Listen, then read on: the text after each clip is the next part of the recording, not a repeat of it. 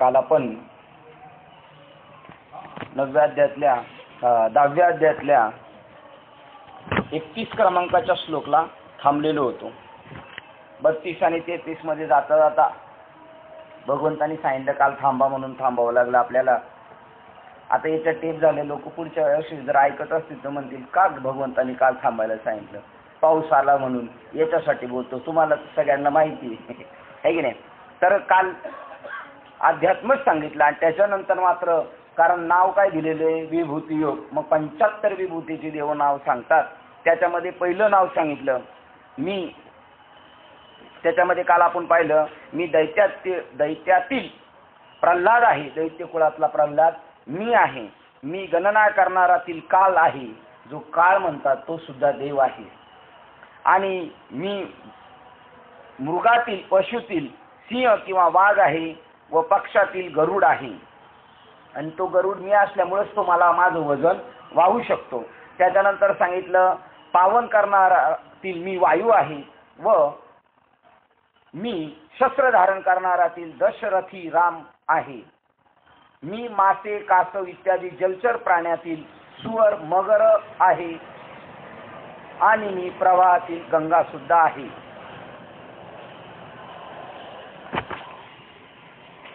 याप्रमाणे सृष्टीतील माझ्या कैक निरनिराळ्या विभूतींचे एक एक नावे घेऊन वर्णन करू लागले तर आयुष्य संपलेल्या हजारो जन्मात अर्ध्या विभूतींचे सुद्धा वर्णन माझ्याकडून होणार नाही. काल आपण इथपर्यंत आलेलो होतो. ज्याप्रमाणे सर्वच्या सर्व नक्षत्रे वेचून घ्यावी अशी मनात इच्छा उत्पन्न झाली असता आकाशाचीच मोठ बांधलेली बरी. डायरेक्ट बोध सांगायचा विचार आहे त्यांचा. कारण त्यामुळे जर सगळीच नक्षत्र वेचायची असेल तर एक एक नक्षत्र वेचण्यापेक्षा आकाशालाच कवळीत घातलेलं बरं. कारण त्यामुळे ती सर्व हाती येतील. किंवा पृथ्वीच्या परमाणूचा झाडा हिशोब द्यावायचा असल्यास भूगोलच काखेत मारला पाहिजे. त्याप्रमाणे माझ्या व्याप्ती विस्तार पाहावयास असल्यास मलाच जाणली पाहिजे. म्हणजे मग ते सर्व दृष्टीस पडेल.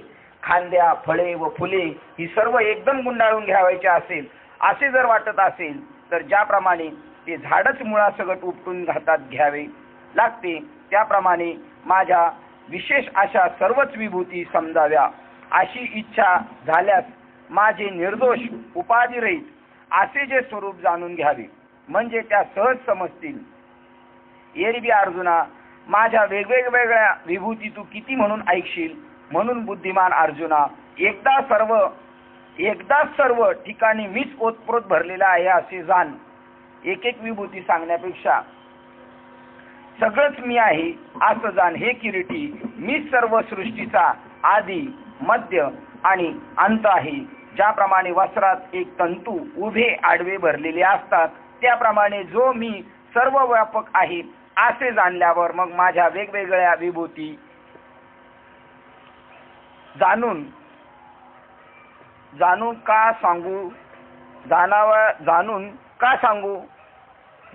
वा सांगून तरी काय करावायचे आहे.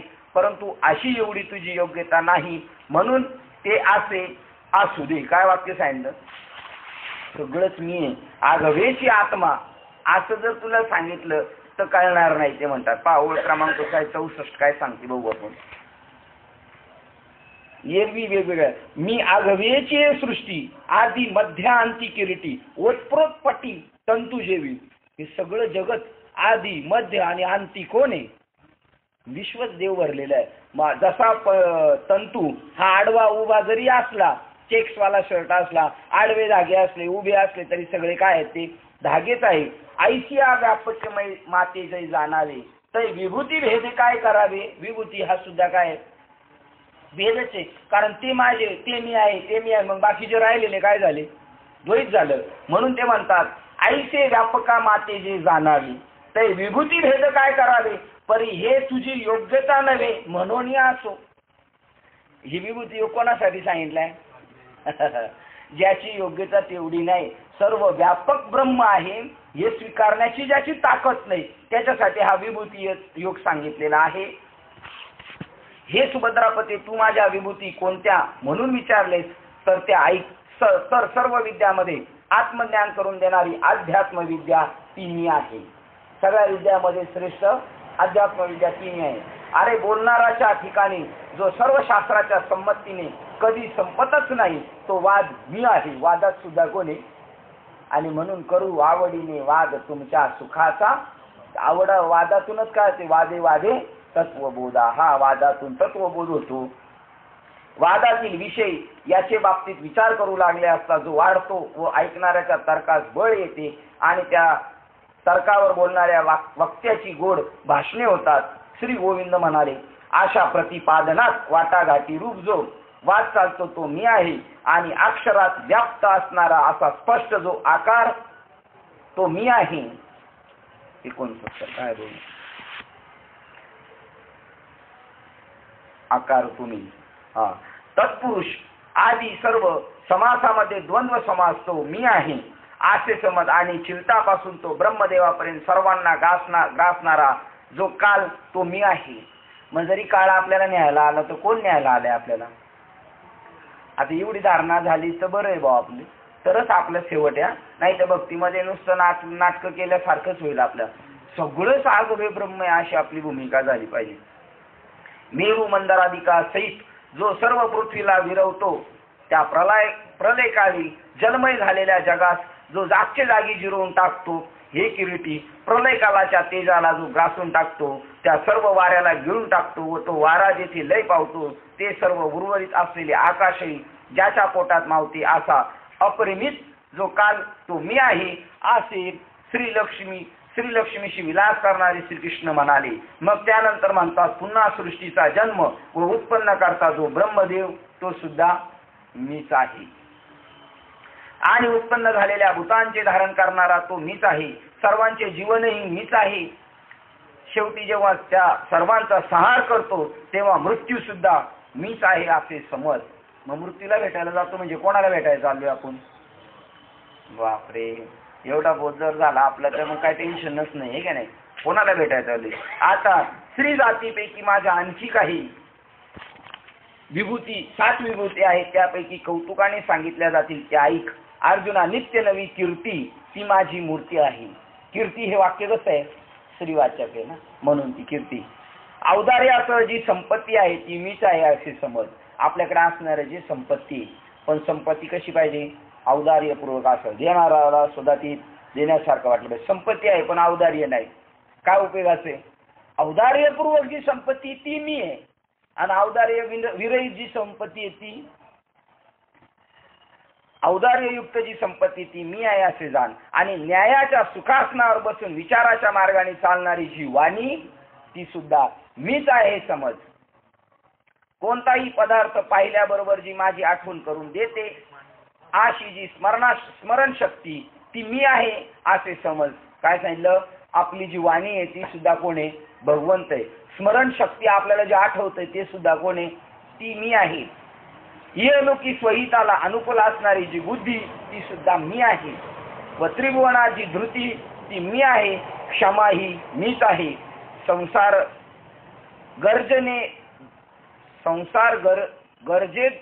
गजेंद्राचा बघा कसं वाक्य, इकडे गर्जेंद्र अंध्राचा इकडे उल्लेख केलेला आहे. संसार गजेंद्राचा नाश करण्यामध्ये केवळ सिंहच असे भगवान श्रीकृष्ण म्हणाले. याप्रमाणे स्त्री जातीत या 7ही शक्ती आहेत त्या सर्व मी आहे असे समज. म्हणजे देखिला माय मी देवांचा देव. माय म्हणजे कोण? बुद्धी. ती स्त्रीवाचक वापरली बघा. परत रूप पाहता लोचनी सुख झाले हो साजनी. साजनी हा शब्द कसा आहे? स्त्रीवाचक म्हणजे बुद्धीशी संवाद चाललेला आहे. बुद्धीला ते म्हणतात मी पाहिलं व पा. श्री रमापती म्हणतात, हे मित्रश्रेष्ठा, वेदामध्ये असलेल्या सामवेदात रथदरांतिक समासामध्ये जे ब्रह्म स्मात आहे ते मी आहे. सर्व छंदामध्ये गायत्री सौंदर्य जो छंद आहे ते माझे स्वरूप आहे असे तू निसंशय समज. श्रीकृष्ण म्हणतात, सर्व महिन्यामध्ये मार्गशीर्ष मास मी आहे व 6 ऋतूमध्ये पुष्पांची खाण असणारा जो वसंत ऋतू तो मी आहे. हे शहाण्या अर्जुना, दुसऱ्यास फसवण्याची छलकारक अशा कारस्थानामध्ये जुगार म्हणून जी आहे ती माझी विभूती आहे. पाहता आपलं आता डोकं उठलं का नाही? म्हणजे काय बाबा, आता नेमकं काय बाबा? म्हणजे जुगार पहा ना, जुगार खेळणाऱ्या माणसाला विमान न्यायला आलं. माहिती का तो माणूस कोण आहे तुम्हाला? धर्म जुगार खेळत होते. घरदार लावलं, भाऊ लावले, बायको लावली, पणाला जुगारी. त्या व्यक्तीला मी मान्य केलं. आपल्याला न्यायला येईल का नाही? आपल्याला तर काही एवढं काय आपलं नाही, पण आपल्याकडे फक्त एकच नाही, आपलं सत्य भाषण नाही. शहाण्या दुसऱ्यात फसवण्याची छलकारक अशा कारस्थानामध्ये जुगार म्हणून जी आहे ती माझी विभूती आहे. म्हणूनच उघड उघड चव्हाट्यावर जुगार रूप चोरी चालली असूनही कोणाला निवारण करता येत नाही. अरे सर्व तेजस्वी पदार्थामध्ये तेज म्हणून जी वस्तू आहे ती मी आहे असे पक्के समज, आणि सर्व आरंभलेल्या कार्यात प्राप्त होणारा जो विजय तो मी आहे. देवश्रेष्ठ श्रीकृष्ण म्हणाले, सर्व उद्योगात नीती न सोडता असणारा जो उद्योग ते माझे स्वरूप आहे. आपला जो उद्योग आहे त्याच्यामध्ये नीतिमत्तेने जर आपण काम केलं तर तो मी आहे. सत्वधीरात जे सत्व ते मी आहे, व यादवामध्ये जो श्रीमंत श्रीकृष्ण तो मी आहे असे श्री अनंत म्हणाले. काय म्हणाले? यादव कुळात जो श्रीकृष्ण आहे तो मी आहे. मग आता कोण बोलतोय आपल्याशी? आता कोण बोलतोय आपल्याशी? आता भगवान बोलतात आपल्याकडं. आणि तो यादव कुळात जो श्रीकृष्ण आहे ना तो मी आहे. मग आता तू कोण बोलतोय माझ्याशी? तर तो सुद्धा भगवान बोलतोय, आणि तो भगवान महत्वाचा आहे. तो जो मी आहे ती माझी काय आहे? विभूती. आणि मी हा असा आहे जो बोलतोय तो, जो देवकी वासुदेवापासून मथुरेत जन्म घेऊन यशोदेच्या योगमायाला मुलीच्या बदली गोकुळात गेला, व ज्याने स्तनपान करण्याच्या निमित्ताने पुतना राक्षसीचे प्राणासकट शोषण केले तो मीच आहे. बाळपणाची कळी दशा उमलली संपली नाही तो ज्याने दैत्यरहित पृथ्वी केली व करंगाली गुलीवर गोवर्धन पर्वत धारण करून इंद्राचे सामर्थ्य आजमवले, इंद्राचा गर्व हरण केला. ज्याने यमुनीच्या हृदयात काट्याप्रमाणे चालणाऱ्या कपिला कालिया सर्पाचे मर्दन नाश करून तिच्या हृदयातील दुःख निवारण केले. दावाग्नीने संपूर्ण गोकुळ जळत असताना त्या जाळणारा अग्निभक्षण करून त्याने त्याचे संरक्षण केले. आणि ब्रह्मदेवाने गो बालके व गाई वासरे यांचे हरण करून ब्रह्मलोकी नेल्यावर दुसऱ्या त्याच्यासारख्या गाई गोपाळ बनून त्यास ज्याने वेड लावले. बालदशेच्या आरंभीस कंसच्या अनुराधिक अचाट मोठमोठाली झेंडे ज्याने अकस्मात सहज मारली. अशा तुला एक एक वेगळ्या किती गोष्टी सांगू. तू सुद्धा असल्या गोष्टी पुष्कळ ऐकल्या व पाहिल्या आहेस. म्हणून यादवामध्ये अशी ज्याची कृती आहे हे तेच माझे श्रीकृष्ण रूप होय असे तू समज. यादवामध्ये जे माझं श्रीकृष्ण रूप आहे तेच मी आहे. आणि गीता सांगताना म्हणतात भगवान वाचे, हे भगवान सांगतात का तो सुद्धा मी आहे. म्हणजे तो आणि आता बोलणारा वक्ता दोन आहे का एक झाले? दोन झाले. तो म्हणतो तो मी आहे, कारण आता तो मी आहे. तो मी आहे मग तू कोण आहे? तर तो व्यापक असा भगवान आता बोलतोय. आणि सोमवंशातील तुम्हा पांडवांमध्ये जो तू अर्जुन तो सुद्धा मी आहे असे समज. म्हणजे मी बी तोच आणि तू सुद्धा तो हा विठ्ठल बरवा, तो हा माधव बरवा. म्हणून तुझ्या व माझ्या परस्परातील प्रेमभाव याच्यात केव्हाही अंतर पडत नाही. कारण तुम्ही आपण दोघे कसे एक असल्यामुळे परस्पराच्या प्रेमभावात अंतर पडत नाही. तू लोकदृष्ट्या संन्यासी होऊन माझी भगिनी सुभद्रा हिला चोरून नेले तरी तुझ्याबद्दल माझ्या मनात मुळीच संशय उत्पन्न झाला नाही. कारण तुझे व माझे स्वरूप एकच आहे, त्यात मी भेद मानित नाही. सर्व मुनीमध्ये श्रेष्ठ असे जे व्यास मुनी ते मी आहे. व सर्व कवी दीर्घ दर्शीमध्ये जे श्रेष्ठ जे धैर्यवान शुक्राचार्य ते मी आहे असे यादव श्रेष्ठ श्रीकृष्ण म्हणाले. म्हणजे हे शुक्राचार्य कोणाचे गुरु? राक्षसांचे गुरु. ते सुद्धा कोणी? मीच आहे. अरे नियमन करणाऱ्यामध्ये जी अत्यंत मोठी शिक्षा म्हणजे जी मुंगीपासून ब्रह्मदेवापर्यंत सर्वात सारखे शासन करते असे अनिर्वाह्य शासन मी आहे असे समज. सारासार विचार करणाऱ्या व ज्या शास्त्रात धर्मज्ञानाचे अनुकरण केले असते अशा सकळ शास्त्रामध्ये नीतिशास्त्र ते मी आहे. हे बलवान अर्जुना, सर्व गुह्य गोष्टीमध्ये मौन ते मी आहे. म्हणून मौन धारण करणारा पुढे ब्रह्मदेव तरी काय करणार? तो देखील अज्ञानी ठरतो. मौन असणाऱ्या माणसाचं काय मनात चाललंय आपल्याला कळत नाही. बोलकी माणसं बरी, मौन माणसं काय कामाची नाही. त्यांच्या पुढे कोण अज्ञानी ठरतो? ब्रह्मदेव अज्ञानी ठरतो तर आपली काय परिस्थिती होणार आहे? अरे ज्ञानाच्या ठिकाणी जे ज्ञान ज्ञानाच्या ठिकाणी जे ज्ञान आहे ते मी आहे असे समज. आता हा विभूती विस्तार राहू दे, कारण कितीही सांगत बसलो तरी या विभूतीचा अंतच दिसणार नाही. हे पहा अर्जुना, पावसाळ्याच्या धारांची गणना करता येईल का? किंवा पृथ्वीवरील गवताच्या काड्यांची संख्या करता येईल का? समुद्राच्या लाटांची केव्हाही गणती हिशोब करता येणार नाही. त्याप्रमाणे माझ्या गुणविशेष विभूतींची गणती मोजमाप करता येणार नाही. अर्जुना, असे आजताही तुला माझ्या 7 5 म्हणजे 75 आमच्या मुख्य विभूती सांगितल्या, परंतु ही जी माझ्या विभूती समजण्याविषयी तुला इच्छा उत्पन्न झाली ती सामान्य अशी मला वाटली. ठराविक लोकच पाहिजे मला म्हणतो, ही कशी आहे? सामान्य तुझी इच्छा आहे. तर आता तुला असामान्य इच्छा दाखवणार बघा. आता पुढच्या श्लोकात कसं पदार्पणे तुला किती पाहिजे होत्या? फक्त विभूती, आणि 75 विभूती दाखवल्या मी तुला. त्या सगळ्या कशा? साधारण आहे. आणि आता त्यांना असाधारण दाखवायचं म्हणजे सगळं विश्वच मी आहे. म्हणजे बघा कसा 10व्या अध्यायातून आता 11व्या अध्यायात पदार्पण करायची, तर त्याची पार्श्वभूमिका कशी तयार करतात ती सामान्य अशी मला वाटली. तसे तत्वता पाहिले तर माझ्या इतर विभूतीचा केवढा विस्तार आहे याचा पत्ताच नाही. त्या असीम आहेत, म्हणून त्या तू ऐकणार तरी किती आणि मी सांगणार तरी किती. याकरता तुला एक वार आम्ही आपले वर्म सांगतो, ते असे की ज्या बीजापासून भूताचे अंकुर फुटतात ते बीज मी आहे. म्हणून लहान मोठे असे काही न मानतात, श्रेष्ठ कनिष्ठ हे सर्व काल्पनिक भाव टाकून त्या सर्व वस्तू मात्रामध्ये मीच ओतप्रोत व्याप्त आहे असे समज. याकरता तुला एक वार आम्ही आपले वर्म सांगतो. काय वर्म आहे? की ज्या बीजापासून भूताचे अंकुर फुटतात ते बीज मी. मग बीज आणि झाड वेगळं आहे का? ज्या बीजातूनच हा वृक्ष वेल संसार वृक्ष निर्माण झालेला आहे, जगत निर्माण झालेले आहे ज्या बीजापासून, ते बीज आणि झाड वेगळं आहे का? मग बीजच मी आहे, तर त्याला आलेल्या सगळ्या फांद्या वगैरे कोण आहे? मीच आहे. म्हणजे सर्व सृष्टीच मी आहे.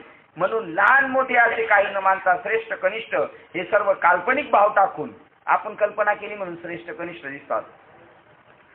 त्या सर्व वस्तू मात्रामध्ये मीच ओतप्रोत व्याप्त आहे असे समज. अर्जुना, यापेक्षा सर्वसाधारण अशी एक खूण आहे, ती तुला सांगतो ऐक. तिच्या योगाने ह्या माझ्या विभूती तुला ओळखता येतील. धनंजया, ती खूण अशी की ज्या ठिकाणी संपत्ती आणि दया याचे मिळून वास्तव्य आहे त्या ठिकाणी माझी विभूती आहे असे समज. अथवा आकाशामध्ये सूर्याचे बिंब एकच असते, पण त्याची ज्याप्रमाणे त्रिभुवनात प्रभा प्रसरते त्याप्रमाणे ज्या ठिकाणची सर्व जग आज्ञा पाळतात त्या महानुभावाला एकटा मी निर्धन असे कदाचित म्हणशील, पण तसे म्हणू नकोस. हे पहा, त्याचे अंगभूत असे वस्तू सामर्थ्य आहे. दुसऱ्याची इच्छा तृप्त करण्याकरता कामधेनू आपल्या बरोबर सर्व सामग्री घेऊन चालत असते. काय वाक्य सांगितले पहा. आकाशात सूर्याचे बिंब एकच असते, पण ते ज्याप्रमाणे त्रिभुवन त्याप्रमाणे ज्या एकट्याची सर्व जग आज्ञा पाळतात. बरं, त्याच्याकडे काही नसलं तरी आज्ञा पाळतात का? त्या महाअनुभवाला एकटा किंवा निर्धन असे कदाचित समजशील. त्या अंगभूती इतकी साधूच्या, साधूकडे काहीच नाही. साधूकडे काहीच नाही असं दिसलं तरी सगळं साधूकडं आहे. पहा, त्या महानुभवाला महानुभव घेतलाय कशाचा? त्याने हे विश्वच एक सत्य आहे, तोच ईश्वर आहे. आणि हे महान सत्य ज्याच्या हृदयात प्रगट झालं तो महान अनुभवी, महाअनुभवी, मानभाऊ नाही. इथं काय सांगितलं? महाअनुभवी आहे. आणि एकटा निर्धन असे त्याला कदाचित म्हणशील, पण तसे म्हणू नको. ते पहा, अंगभूताची वस्तू सामर्थ्य आहे दुसऱ्याचे. आणि उदाहरण दिलं, त्याच्या अंगभूत ते युक्ती जी पाहिजे ती लगेच प्रगट होती. उदाहरण काय देतात बघा. दुसऱ्याची इच्छा तृप्त करण्यामध्ये कामधेनू आपल्या बरोबर सर्व सामग्री घेऊन चालत असते का? कामधेनूला काही घेऊन चालावं लागत नाही, पण जी अपेक्षा कराल ती पूर्त आहे. तिला ज्या वेळेस जो कोणी जे काही मागेल ती एकदम प्रसवू लागते व देते. त्याप्रमाणे सर्व विश्वातील ऐश्वर त्याच्याजवळ अंगभूत होऊन राहतात. आणि या युक्तीचा नामदेव महाराजाला अनुभव आला आणि त्यांनी वाक्य लिहून दिलं. सर्व सत्ता आली हाता, नाम याचा खेचर दाता. सगळी सत्ता त्याच्या हातात आली. त्याला ज्या वेळेला जी गोष्ट पाहिजे ती अवेलेबल होती. आणि काम झालं का सांभाळायला, पार्किंगला गाड्या कशाला ठेवायच्या, काम झालं का त्याची त्याला घेऊन चालला, तो चालला सांभाळायला. त्यांना माझी विभूती म्हणून ओळखण्याची हीच खूण आहे की ज्याच्या आज्ञा सर्व लोकांस शिरसावंद्य असतात. हे बुद्धिमंत अर्जुना, असे तुझ्या दृष्टीस पडेल त्यावेळी विभूती म्हणजे माझे अवतार आहेत असे समज. या विश्वात हे सामान्य व हे विशेष असा भेद मानणे महादोष आहे. कारण या संपूर्ण विश्वात मीच एकटा ओतप्रोत भरलेला आहे. बघा कशी लगेच ट्रॅक लगेच चेंज केला देवाने जागच्या जागी. काय सांगितलं? ते माझ्या विभूती, त्या माझ्या अवतार आहेत असं समज. आणि पुन्हा सांगतात लगेच काय सांगतात? त्या माझ्या विभूती आणि अवतार आहेत असे समज. आणि या विश्वात सामान्य आणि विशेष असा भेद मानणे महादोष आहे. म्हणजे सगळ्यांना सरसकट सारखंच समजायचं, कोण वेगळं नाही. कारण संपूर्ण विश्वात मीच एकटा ओतप्रोत भरलेलो आहे. मग अवतार काय काय काय सगळं एकच आहे. तर असे असता एक सामान्य आणि एक विशेष असा भेद का कल्पावा? तसे कल्पून उगीच आपल्या बुद्धीस भेदाचा कलंक लावून का घ्यावा? म्हणजे आपल्याला हे जे वाक्य साधू संतांबद्दल काढलेले, ब्रह्ममूर्ती संत जगी अवतरले, एक विशेष भाव आहे आपल्या अंतःकरणात. आणि हा आपला ओतलेला कल्पनेचा भाव आहे. त्यांच्याबद्दल अत्यादर आहे आपल्याकडं. नाही तर ते आणि सगळं जगत काय एकच आहे, वेगळं नाही. आणि जर आपण वेगळेपणा पाहत असेल तर तसे कल्पून उगीच आपल्या बुद्धीस भेदाचा कलंक लावून काय घ्यावा? एरवी तूप व्यर्थ कशासाठी घुसळावे?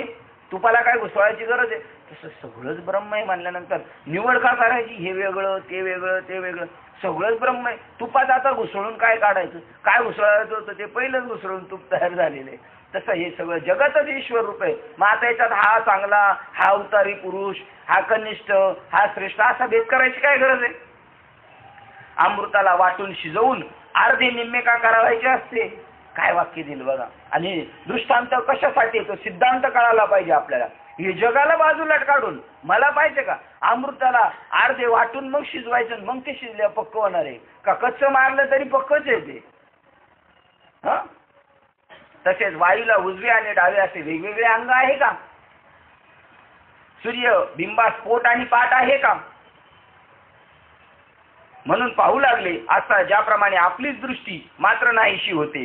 तो सर्व प्रकाशमय असल्यामुळे त्याला पुढे पोट व मागे पाठ अशा बाजूच नाही. त्याप्रमाणे माझ्या स्वरूपाच्या ठिकाणी साधारण आणि विशेष असा भेद तर नाहीच, पण सामान्य विशेष भावाची केवळ वार्ताही नाही.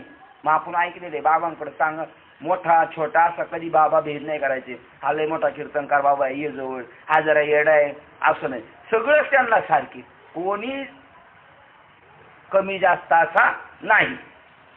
आणि ही सुभद्रापती माझ्या ज्या अनंत वेगवेगळ्या विभूती आहेत त्या तू किती मोशील, म्हणून फार काय सांगावी. माझ्या विभूती जाणण्याची तुझी इच्छा पुरे कर. आता हे पहा, माझ्या एका अंशाने हे सर्व जग व्यापलेले आहे, म्हणून भेद भावना टाकून अभेद बुद्धीने सर्व मीच समव्याप्त आहे असे समजून या दृष्टीने माझे भजन कर. कोणतं भजन कर? माझं सगळं सम आहे अशा प्रकाराने तू माझं भजन कर. ओळ नंबर 17 बघा. आता पै माझे नि एके अंशे हे जगत व्यापुले असे, या लागे भेदू सांडोने सरीचे साम्यास भज. साम्य स्वरूपाला भज. ज्ञानी पुरुष रूपी वनात वसंत ऋतूप्रमाणे आनंद देणारा व विरक्तांना एकांत ठिकाणी असणारा असा जो सकल ऐश्वर्य संपन्न श्रीकृष्ण परमात्मा याप्रमाणे बोलला, तेव्हा अर्जुन म्हणाला, प्रभू माझ्या विभूतीच्या ठिकाणी भेद मानू नको. असे जे तुम्ही काहीतरी एक सांगितले ते आपल्या थोरपणाला शोभते झाले, पण मला हे पटत नाही. कारण अभेदाचा उपदेश करणारे तुम्ही भेद टाक म्हणून सांगता, त्यावर भेद एक निराळा आणि त्याचा त्याग करणारा मी एक निराळा असे द्वैत बाळगल्यासारखे झाले. याचे मला आश्चर्य वाटते. पा टाळी मारली महाराजांनी. टाळी मारली का कळाली तर बरं होईल आपल्याला सगळ्यांना. देवाला वर फट घेतलं. आता भेद टाक म्हणतो तुम्हाला. भेद पाहायला मी आता अभेद राहिलो, मी अभेद सुद्धा राहिलो नाही, भेद सुद्धा नाही. कारण भेद हा अभेद अमंगळ आहे. आणि तू मला देवा तू मला सांगतो भेद टाक. मी भेद पाहायला मी वेगळा राहिलोय कुठं? मी सुद्धा एकच झालेलो आहे. आता मी वेगळाच राहिलेलो नाही. असं गुरफट्यात घेतलं का मग खरी माझी आहे खरी भक्तीला. पा तेव्हा अर्जुन म्हणाला, प्रभू माझ्या विभूतींच्या ठिकाणी भेद मानू नको. असे तुम्ही काहीतरी सांगितले ते आपल्या थोरपणाला शोभते, पण ते मला पटत नाही. कारण अभेदाचा उपदेश करणारे तुम्ही भेद टाक म्हणून सांगता, त्यावर भेद एक निराळा आणि त्याचा त्याग करणारा एक निराळा. पाहणाराला दुसरं राहिलंच नाही, सगळं एक झालं. मी एक निराळा असे द्वैत बाळगल्यासारखे झाले, त्याचे मला आश्चर्य वाटते. हे पहा, सूर्य उगवण्याच्या पूर्वी मला यावयाचे आहे असे अंधाराला एका बाजूला घालून द्या असे जगाला म्हणतो की काय? तसं मला बोध झाल्यानंतर आता अर्जुनाला 10व्या अध्यायात बोध झालेला. म्हणजे अनुग्रह झाला, विशेष ज्ञान झालेले, त्यामुळे त्याला आता तो अद्वैताची चर्चा करू लागलं. उलट देव जर द्वैताची चर्चा करायला लागला तर आज कसं काय तुम्ही म्हणता? मला ते याचा आश्चर्य वाटतो. तुम्ही अद्वैताची चर्चा करणारे आणि आता मला म्हणता द्वैता, म्हणजे माझ्याकडे शिल्लक राहिले का आता? आणि तुम्ही मला टाकायला सांगतात. ते दोन वस्तू पाहिजे ना, एक घेणे आणि एक टाकणे.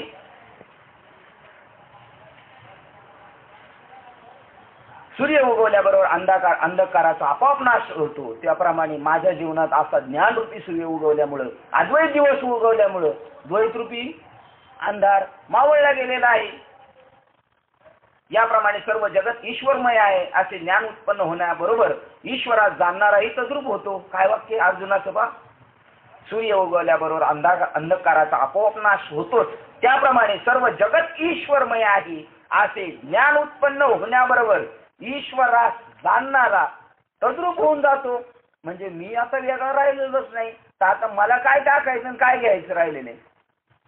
पण देवा, या बाबतीत तुम्हाला अविचारी असे तरी कसे म्हणावे, कारण मर्यादेचे अतिक्रमण व अतिप्रसंग होईल. 319 नंबरची ओळ काय बघा बरं. ते तर अर्जुन म्हणे, स्वामी येथुले हे राभस्य बोली जे तुम्ही, जे भेदू आणि आम्ही सांडावं की भेदाने आम्ही सांडावं. म्हणजे अर्जुन कोणत्या भूमिकेत बोलतोय? अभेद बुद्धीमध्ये बोलतोय. काय वाक्य बघा ना. येत आम्ही जे भेदू एक आणि आम्ही सांडावं की. हा हो, सूर्य म्हणे काय जगाते, अंधारे दौडावा का पर्वते, तेवी धसाळ म्हणू देवा तू ते, तरी अधिक हा काय बोलू. धसाळ 15 क्रमांक बा. देवाला अविचारी म्हणावं का? तुला अविचारी म्हणू का मी? तू असं बोलतो. आता असला विचार आपण काही वेळा करतोय. इथं देवाला बोलण्याची वेळ टाकली का आपली कोणाची? बाबा तुम्ही असं अविचाराचं का बोलता? अहो आपण सगळे एक आहे आणि त्याला घ्यायचं नाही याला घ्यायचं ना, असं तुम्ही काय बोलता? असं बोलायची ताकद पाहिजे ना. ते सत्यवादीच माणूस बोलू शकतो, नाही तर नाही. अर्जुन देवाला म्हणतो तुम्ही असं अविचाराने बोलता, असं काय बोलावं मी? ईश्वराला जाणणारा तद्रूप होतो. पण देवा, या बाबतीत तुम्हाला अविचारी तरी कसे म्हणावे, कारण मर्यादेचे अतिक्रमण व अतिप्रसंग होईल. प्रभो, तुमचे फक्त नाव जर कोणत्या एखाद्या वेळी ज्याच्या मुखात येईल, म्हणजे कोणी तोंडाने उच्चारले किंवा कानावर पडले, म्हणजे कानाने ऐकले, तर त्याच्या अंतःकरणाचा भेद खरोखर टाकून देऊन पळेल. असे जे तुम्ही प्रत्यक्ष पूर्ण परब्रह्म जर माझ्या सुदैवाने हातावर उदक सोडून दान दिल्याप्रमाणे मला लाभला आहात, तर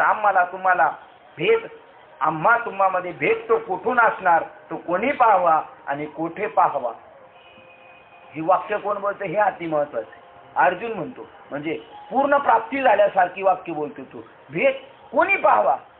मी भेद पाहायला मी शिल्लक राहिलेलं नाही, मग कोठे पाहावा? कारण जे पाहत होते ते तूच आहे. आता भेद कोणामध्ये पाहावा? हे पहा, एखाद्याने चंद्रबिंबाच्या गाभाऱ्यात प्रवेश केल्यावरही त्याला उकडायच लागते, असे जर कोणी म्हटले तर शोभेल का? काय देवाला दृष्टांत दिलोय. चंद्राच्या गाभाऱ्यात जाऊन बसला तो शीतल देणारा चंद्र, आणि तिथे गेल्यावर उकडते असं कोणी म्हणेल का? तसं मी आज वैताच एंट्री मारलेली आहे आणि तिथंच वैत दिसतं असं तुम्ही म्हणता, हे कसं काय घडेल? त्यात वेडेपणा आहे. तुमच्या बोलण्यामध्ये काय वेडेपणा आहे. पण श्रीकृष्णा, आपण थोर मोठे आहात, तेव्हा हवे तसे बोलावं. आता आम्ही काय करायचं? बाबाच्या पुढे काय बोलता येतं का? मांजराच्या गळ्यात कोण घंटा बांधायचं नाही का? बरं, मांजराच्या गळ्यात घंटा बांधायला कोण ठरवू शकतो? आणि कोणाला गरज? मांजराच्या गळ्यात घंटा बांधायची गरज कोणाला आहे मला सांगा तुम्ही. मग प्रश्न बरोबर आहे, आपली ज्ञानेश्वरी बरोबर चालली. मांजराच्या गळ्यात घंटा बांधायला पाहिजे, पण कोण बांधणार? पण हे विचार कोणाचे आहेत? हे माणसाचे विचार आहेत का मांजराच्या गळ्यात घंटा बांधावी? उंदराच्या मनात बरोबर. आता उंदराला का बरं वाटतं? कळलं ना मला मांजर आलेलं. पण जो बांधायला जाईल त्याचं काय होणार आहे? त्याला खाऊन टाकणार आहे. त्यामुळे आता आम्ही कसं काय बोलायचं? हे बोलणे ऐकता श्रीकृष्ण सहज अति संतोषित झाला. असं बोलण्याने सुद्धा साधूला आनंद होणार बरं का. खरंय बाबा, मला कोण सांगणार आहे? हो, साधूला सुद्धा बुडून नाही द्यायचं. साधू जाऊ शकतो, अवांतर वाटाला जाऊ शकतो तो. उदाहरणार्थ मच्छिंद्रनाथ चालले होते का नाही, पण कोणी आणलं? गोरक्षानेच आणले ना. चलो मच्छिंद्र गोरक्षा. आधी हे कर्तव्य आहे, कारण तुम्ही ना आम्ही दोघं मिळून जाणार आहे त्या वाटचाली करणारे. आणि मग मात्र हे ऐकता श्रीकृष्णा सहज अतिशय आनंद झाला. काय काय म्हणला, हे वेडेपणा म्हणावं तुमचा, अविचारी म्हणावं तुम्हाला. पण हे बोलून सुद्धा देवाला काय झालं, आनंद झाला, संतोष झाला. आणि त्यांनी अर्जुनाला अंतकरणपूर्वक आलिंगन देऊन म्हटले, अर्जुना तुझा आक्षेप बरोबर आहे, पण आमच्या बोलण्यात तू राग मानू नकोस. का, मला बघायचं होतं तुला कुठपर्यंत काय कळालेलं आहे. कारण भेदाचा स्वीकार करून तद्वारा आम्ही जो विभूती योग किंवा विभूतीविषयी जे काही सांगितले ते अभेद रूपाने तुझ्या मनात निश्चित ठसले की नाही हे समजून घेण्याकरता क्षणभर बाह्यकारी खडा टाकून पाहण्यासारखे बोललो. तो माझ्या विभूतीबद्दल तुला अभेदाचा चांगलाच बोध झालाय असे दिसते. देव मी चांगलं युक्तीचं काय नाटक करत ना. आता देव कुठं म्हणतात का मी मुद्दाम, देव म्हणतात मी मुद्दामच करत होतो, बघत होतो तुला. म्हणजे आमच्या कंपनीमध्ये मी कामाला होतो तेव्हा काय करायचं, कपडे काढून ठेवायचे आपले गेले आणि तो कंपनीचा ड्रेस घालायचा आणि मग त्याच्यात पॉकेट वगैरे सगळं पहिलं कपड्यात राहायचं. आणि दुसरा कपडे घालणार आहे ना आपल्या शरीराचा, तो जर आपल्या खिशात हात घालून पाकिट काढायला लागला ना, आपण जर त्याला बघितलं तो म्हणत होतो टिंगल करत होतो रे, टिंगल करत होतो. आणि आपण नाही बघितलं म्हणजे झाला त्याचा मलगडाच झाला. आणि बघितलं तर म्हणतो टिंगल. तसा देव म्हणतो मी खडा टाकून बघत होतो तुला भेद झालाय का, तुला अभेद बोध झाला का नाही झाला हेच समजून घेण्याकरता क्षणभर बाह्यकारी खडा टाकून पाहण्यासारखे बोललो. तो माझ्या विभूतीबद्दल तुला अभेदाने चांगला बोध झाला असेच दिसेल तर त्यात मला संतोषच आहे. तेव्हा अर्जुन विनयाने म्हणाला, देवा माझा बोध काय आहे हे आपले आपणच काय ते पाहून घ्या. पण अनुभूती दृष्ट्या म्हणाल तर, काय अनुभव बघा अर्जुन, तर अनुभूती दृष्ट्या म्हणाल तर या विश्वात सर्वत्र तुम्हीच भरलेले आहात अशी माझी पक्की समजूत झालेली आहे. आणि आपली पक्की समजूत झालेली. आपल्या जर कोणी काही कंप्लीट सांगितलं, मला जर कोण म्हणलं ते गोरडे बाबांनी असं केलं तर मी म्हणतो गोरडे बाबा तसे नाही, तो गोरडे बाबा लय बोळा माणूस आहे. पण तो दुसरा जो म्हणतो तुम्हाला काहीच माहित नाही, मी पक्क ओळखलेलं आहे त्यांना, मला चांगलं माहित झालंय. तुम्ही म्हणता तो भोळा आहे, ती बोळी आहे, पण तसं नाही, ती लय हुशार आहे. आणि आम्ही बरोबर राहिलेलो बरेच दिवस त्यांच्या, मी पक्क ओळखलेले. म्हणजे आपली पक्की समजूत झालेली आहे काय भेद आहे म्हणून, आणि यांची पक्की समजूत झालेली आहे काय अभेद आहे म्हणून. अनुभूती दृष्ट्या म्हणाल तर या विश्वात सर्वत्र तुम्हीच भरलेले आहेत अशी माझी पक्की समजूत झालेली आहे. अशा रीतीने अर्जुन अभेद बोधाच्या योग्यतेस आला व त्या अनुभूतीस वर्ता झाला असे सांगता धृतराष्ट्र राजा शब्द बसला. अर्जुन अशा रीतीने अभेद बोधाच्या योग्यतेस झाला आणि त्या अनुभूतीस वर्ता झाला. म्हणजे काय झालं, वधूने वराला वरलं, म्हणजे त्या अनुभवानेच अर्जुनाला वरलं, आपलंसं केलं. असं काही प्रमाण आहे का हरिपाठात? असं काय हरिपाठात प्रमाण आहे का? हा, समदमावरी हरी झाला. शम आणि दम मनोनिग्रह आणि इंद्रिय निग्रह झाला का समदमावरी हरी झाला. त्या शमदमानेच त्याला वरलं स्वतःहून, नाही तर ते काय आपल्या हातात येत नाही. पण शमदमावरी हरी झाला. पण केव्हा, त्याच्या अगोदरची टूक महत्वाची, ते अर्जुनी तो बोलतोय. सम बुद्धी घेता, आता मी सम पाहतो. अर्जुन म्हणतो देवाला, पहा अशा रीतीने अभेद बोधाच्या युगतीस आला. देवा तुझा काय बोध असेल ते असो, पण अनुभूती दिशा मी पाहतो विश्वास सर्वत्र तुम्हीच भरलेले, समबुद्धी झाली. मग क्षम कशाचा करायचा आणि दम कशाचा करायचा, इंद्रियांना काय दमवायचं, मनाचाही निग्रह काय करायचं, सगळं सर्व समबुद्धी झाल्यानंतर मग शमदमाने वरलं हरीने त्याला, ते शमदमाने त्याला वरलं आणि मग तो कोण झाला, शमदमाने वरल्यानंतर कोण झाला, हरी झाला. अशा रीतीने अर्जुनाला अभेद बोधाच्या योग्यतेस आला व त्या अनुभूतीस वर्ता झाला असे सांगता असता धृतराष्ट्र राजा स्तब्ध बसला. आता याला बोध झाला आणि धृतराष्ट्र स्तब्ध बसला. तेव्हा संजयाच्या मनात खेद वाटून तो म्हणाला, सहज दैवाने लाभ होत असता तो दवडणे हे नवल नव्हे का? अरे सहज लाभ झालेला आहे आपल्याला या गोष्टीचा, सत्संगाचा, अनुग्रहाचा आपल्याला सहज लाभ झालेला आहे. पण आपण ते दवडू पहा. आज आपल्या बंडोबाबांची पुण्यतिथी होती. ज्यांनी आपल्यापर्यंत बोध आणला त्यांच्याबद्दल आपण कृतार्थतेच्या भावना नको का व्यक्त करायला? पण आज लोकच कमी, कारण आज म्हणले हप्त्याचा पहिला दिवस, सगळे कामावर गेले. बरं घरी होते त्यांनी तर यावं ना, ते म्हणले रोजच मड, त्याला कोण रड, संसार रोजचं मड आहे त्याच्याबद्दल कोण रडत नाही पा. आणि मग मात्र विभीषण ठाकूर महाराजांचं प्रवचन होतं आणि ते म्हणले तुम्ही त्याचा खेद नाही मानायचं, माणसं कमी. ही लय माणसं झाली, याची 4 आणे माणसं नाहीत. 4 आणे माणसं, बाकीची 12 आणे कुठे गेली? राम झाली. आणि मग मात्र ते म्हणले खेद नका मानू, सगळे गर्दी आले. आता आपल्याला असं वाटलं हे कसं आहे, जरा तोंड फिरवलं, तोंडावरून रुमाल फिरवण्यासारखं हात फिरवणं. ते म्हणले तसं नाही, राष्ट्रपतीच्या तिथं मीटिंग भरलेली, दिल्लीच्या कॅबिनेट मंत्र्यांची मीटिंग भरलेली, तिथं का सरपंच येतो का, शिपाई येतो का, आमदार येतो का, नगरसेवक येतो का, सगळे कोण आहेत? कॅबिनेट दर्जाचे मंत्री आहेत. हे सगळे आज हजर कोण होते? कॅबिनेट दर्जाचे मंत्री होते. मग काका म्हणले हे कोण? यांना गांधीबाबाला विचारतात तुम्ही कोणत्या खात्याचे मंत्री आहेत? तरी जडजोडीने व्हायला आली की भक्तीची वाटेला जेणे तू पावसी निजधाम. निजधाम कॅबिनेट मंत्री आहेत, निजधाम कॅबिनेट मंत्री आहे. ही सगळी कॅबिनेट मंत्र्याची दर्जाची गरजे. पहा संजयाच्या मनात धृतराष्ट्र हे संजय म्हणतो मनात खेद वाटून तो म्हणाला. खेद कोणाला वाटत? ज्याला बोध झाला त्याला खेद वाटल का जो मोहामध्ये अडकलेला आहे त्याला खेद वाटेल? पहा काय सांग. तेव्हा संजयाच्या मनात खेद वाटून तो म्हणाला दैवाने लाभ झाला असता दवडणे नवल नव्हे का? धृतराष्ट्र राजाची ज्ञानदृष्टी शाबूत आहे. धृतराष्ट्राची ज्ञानदृष्टी शाबूत आहे का मनाने समजूतदार आहे असे मी समजत होतो. असं वाटतं बरं का, मला बी असं कधी कधी वाटतं. परमार्थाच्या वेळेला माणसं लय उत्साही असतात, पण ज्यावेळेला गरज पडते त्यावेळेला कुठं जातो उत्साह काय कळत नाही त्यांचा. तेव्हा मलाही प्रश्न पडतो जसा धृतराष्ट्राला पडलाय, याला ज्ञानी म्हणावा का समजूतदार म्हणावं? मी समजत होतो, परंतु तसा प्रकार नसून हा बाह्यदृष्टीप्रमाणे चर्मचक्षुप्रमाणे आज ज्ञानदृष्टी सुद्धा आंधळ आहे. हे वाक्य कोण बोलतोय? नोकर बोलतोय. कोणला बोलतोय? शेठला बोलतोय. राजाच्या पुढे असं बोलतो, पण राजाला ती कळणारच नाही ती वाक्य, कारण त्याचं बोलणं कसं असते, शालूतून असते ती गोष्ट. कसं काय म्हणावं ते म्हणणे. हे ज्ञानेश्वर महाराज म्हणतात, परंतु धृतराष्ट्राची गोष्ट असू द्या, अर्जुन मात्र आपल्या स्वहिताची योग्यता वाढवित आहे. कारण की सांगा कोण कोणाचं जातं? जे जातो सत्संगाला, कोणी बी आपण सत्संगाला जातो, ती कोणासाठी जातो? असं परतफेडीचा सत्संग नाही बरं का, उसनवारीचा सत्संग नाही, साठ्या त्याचा नाही. जाधव साहेब म्हणतात तुमच्या मेळाव्याला आलो होतो का नाही आम्ही? मग आमच्या मेळाव्याला तुम्ही आलेच पाहिजे असं साठ्या लोट्याचं नाही. तुमच्या गणपतीला आलो म्हणजे तुम्ही आमच्या गणपतीला आलेच पाहिजे असं काही इकडून कुठं चालतंय? हे संसारातल्या गोष्टी. तुमच्या पोराच्या लग्नाला आलतो ना, आमच्या पोराच्या लग्नाला यायला पाहिजे.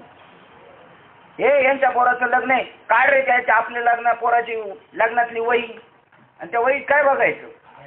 आपल्या पोराला किती हायर केला होता तेवढाच त्याला करायचा. असं साठ्या लोट्याचा परमार्थ नाही.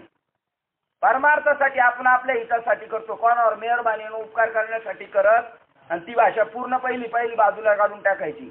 आम्ही नव्हतो का आलो, तुम्ही आले होते तर तुमच्यासाठी आले होते, आणि मी जरी आलो तरी माझ्यासाठी आलेलो आहे. कोण कोणावर उपकार करत नाही. उपकाराची भाषा सत्संगी माणसाने कधी करायची नाही.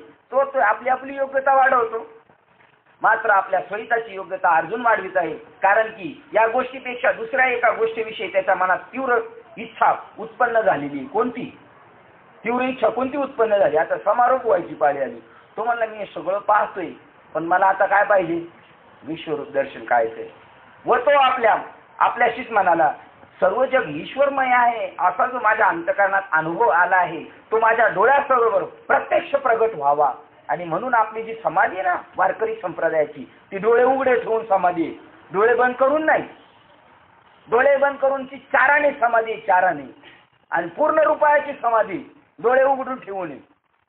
कीर्तन प्रवचन ऐकताना सुद्धा माणसाने कसं ऐकलं पाहिजे? चाराने डोळे बंद करून आणि बाराने डोळे उघडे ठेवून. आता तुम्ही सांगा, आता मी मागाशी पाहत होतो 5-6 जण, किती माणसं कमी. त्याच्यात प्रवचनामध्ये बाबांनी बी डोळे झाकले होते, सोमोशी महाराजांनी डोळे झाकले होते, इंगोले बाबांनी डोळे झाकले होते, आणि काहींनी डोळे झाकले होते. मी म्हणलं आता यांनी सगळे डोळे झाकले, म्हणले आपण काय भाऊ पाहायचा कोणाच्या याचं? म्हणजे डोळे उघडे ठेवून झालं पाहिजे. परमार्थ कसा आहे?